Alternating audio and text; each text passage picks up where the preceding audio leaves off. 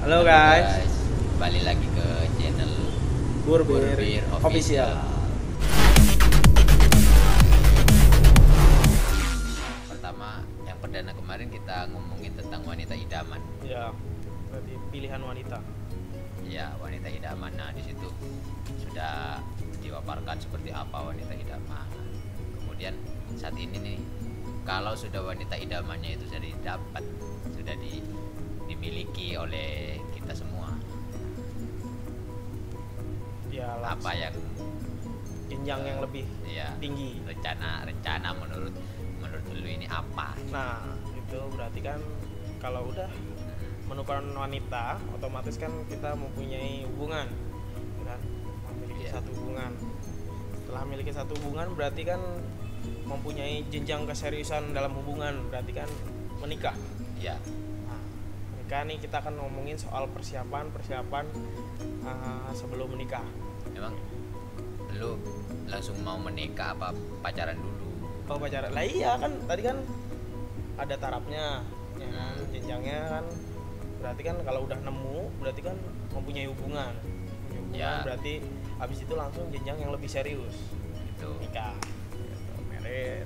nangan ya, Berarti kalau kita omongin dari pacaran dulu nih. pacaran. Kita omong secara luas aja ya, nggak usah ngomongin agama dan sebagainya, kita ngomongin Ya, secara pada umumnya aja ya. Untuk umumnya kalau gua soal pacaran itu emang gimana ya, kan sebenarnya kalau pacaran itu saling ini aja, Kenapa? lebih Saling pengertian. saling pengertian, lebih kecil daripada pernikahan, kan belum tahu aslinya gimana si hubungan. Jadi kalau menurut gua dalam pacaran itu lebih baik paling enggak lah 2 atau 3 tahun dalam berhubungan pacaran. 2 atau 3 tahun Iya, dalam berhubungan. berhubungan Pacaran, pacaran maksudnya. iya. Maksudnya ini yang 1 tahun cewek yang pertama, kedua cewek tahun kedua ceweknya kedua, maksudnya ganti diputusin lagi. yang pertama, begitu maksudnya. Iya, enggak lah. Pokoknya 3 tahun itu dengan wanita yang sama. Oh, wanitanya, iya ya, Ya kan? Pertama. wanitanya satu. 3 tahun itu aja sebenarnya nggak cukup, ya kan? Untuk mengetahui sikap sifat aslinya seorang wanita. Kelamaan mah kalau gua. Terus gimana Kalau gua kelamaan. berapa? Sebulan tancap. Kalau gua paling paling enggak lah 6 bulan, maksimal 1 tahun itu udah, bagi saya itu udah tahu saya wataknya seperti apa, karakternya seperti, sifatnya seperti apa. Itu mungkin sifatnya si wanita. Ya, Baru- nah kan kita baru- ngomongin kita kepada wanita. Lah ya kan baru luarnya. Kan kita mau ke jenjang yang lebih serius. Berarti harus tahu keluarganya dong. Iya, Ya bener dong. Berarti harus 2 sampai 3 tahun. iya, Supaya orang tuanya, apakah orang tuanya benar-benar mau dengan kamu seorang Ya. laki-laki ini, Nah, ya tahu apa pekerjaan kamu, bagaimana latar belakang keluarga kamu itu bagaimana, kan 2 sampai 3 tahun dong. Kalau Mungkin ceweknya doang sih mungkin gampang. masalah lu itu sampai 3 tahun, mungkin lu masih cari pekerjaan. Oh, Iya, kalau jadinya lu nggak pede gitu enggak sih. ke keluarga kamu. Nanti kalau ditanya kerja apa, lu nggak bisa jawab. Enggak. Mungkin lu di sana mungkin yang lama nggak Enggak. jadi kerja, Enggak masih buat sih. CV gitu. Enggak, kalau gua waktu itu emang udah niat sama istri, ya kan, waktu itu bilang kalau gua akan nikahin lu 4 tahun setelah 4 kita tahun. pacaran. 4 tahun setelah kita pacaran. Jadi setahun, 2 tahun, 3 tahun, 4 tahun, nah baru menikah. Durasi Tapi 4 tahun itu kuliah maksudnya. enggak. Jadi Karena emang kuliah. setelah kuliah kan gua ke Jakarta, dapat pekerjaan jadi guru. Habis itu berangsur lah banyak ceritanya Ya. gitu lah. Gua keluar jadi guru, terus balik lagi, apalagi dan sebagainya kan. Tapi gua ketemu dia, gua janji gua akan nikahin lu dalam waktu Ya. kurun waktu 4 tahun. Ya, Tapi di pertengahan jalan cuman waktu 3 tahun untuk gua menikahin dia. begitu. Nah itu pun gue nikahin dia 3 bulan, pas tahun ketiga ini gue nganggur. Begitu ya ya. Nganggur. Oke. Kemudian kamu udah di dalam pacaran itu sendiri ya.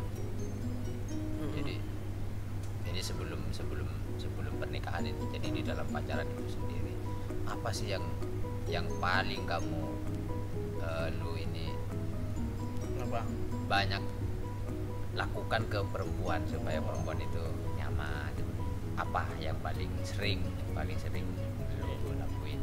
Kalau kita itu dulu ya, sama istri gue yang sekarang itu kita menerapkan sistem simbiosis mutualisme.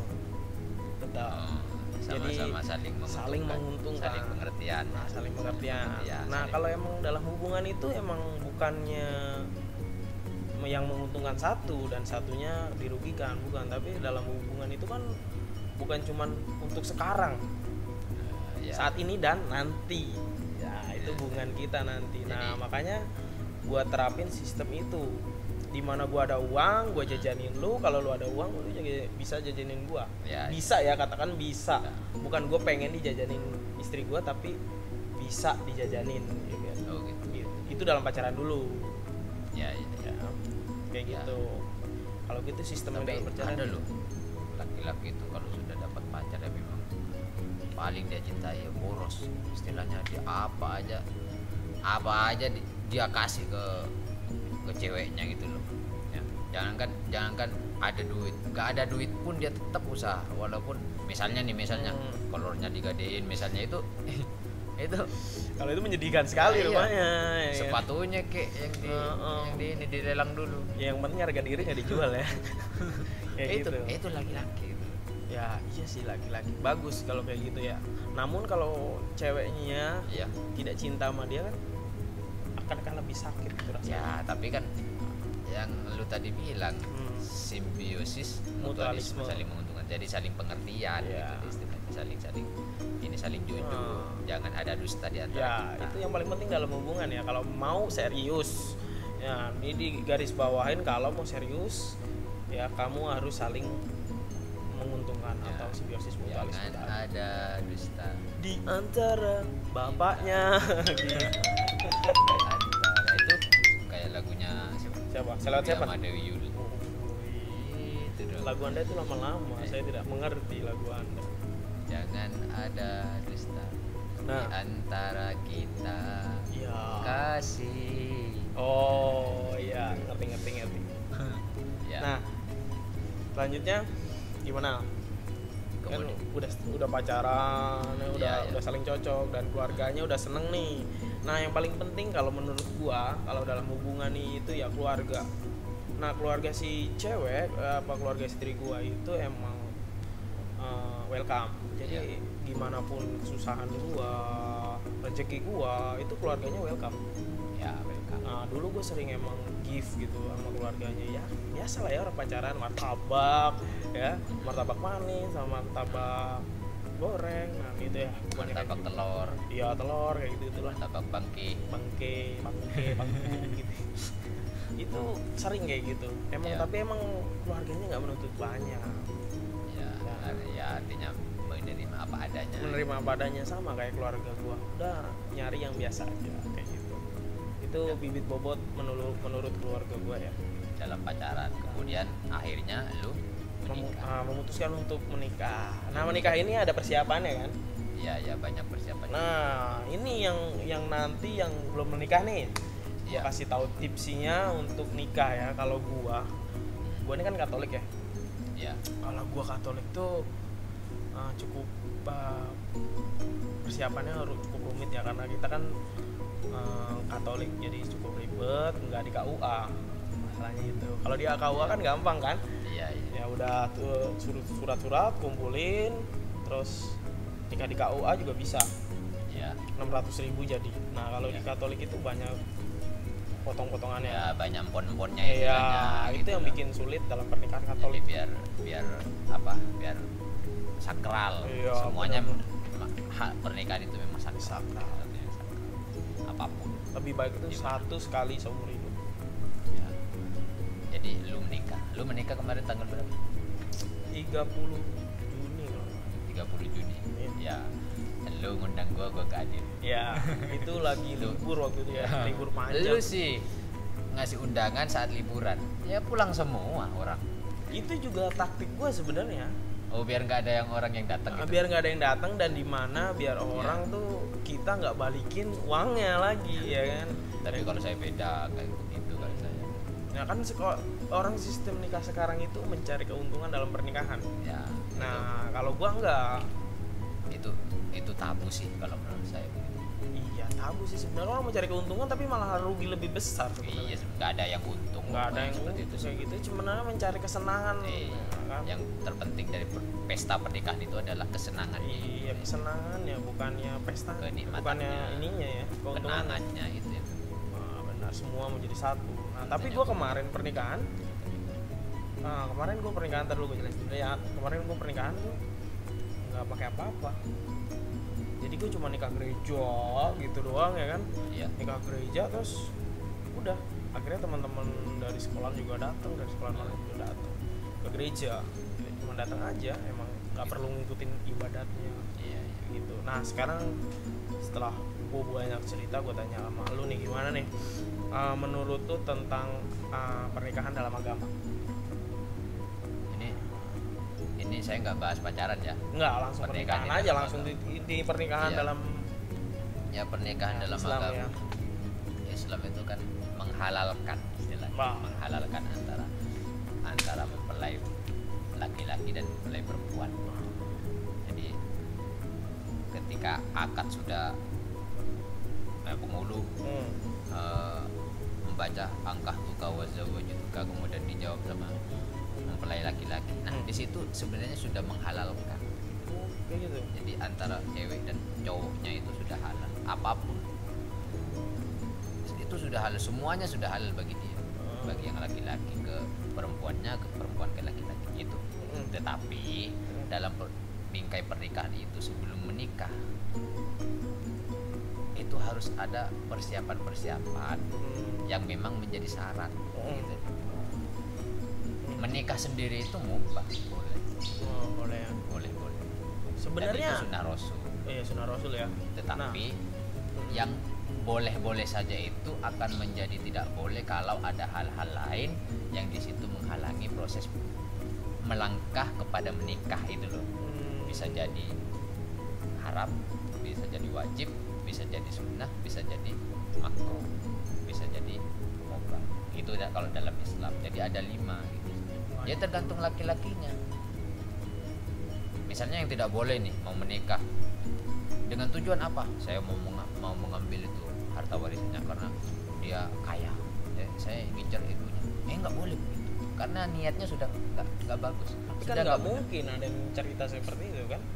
Lah, apa sih yang tidak mungkin? Sekarang orang-orang sudah materialistis semua, ya kan? Ya juga sih. Apalagi sekuler, pastinya. Ya dengan yang lu tadi sampaikan, harus punya pekerjaan. Yang paling tidak kan orang itu harus mempersiapkan dulu kan.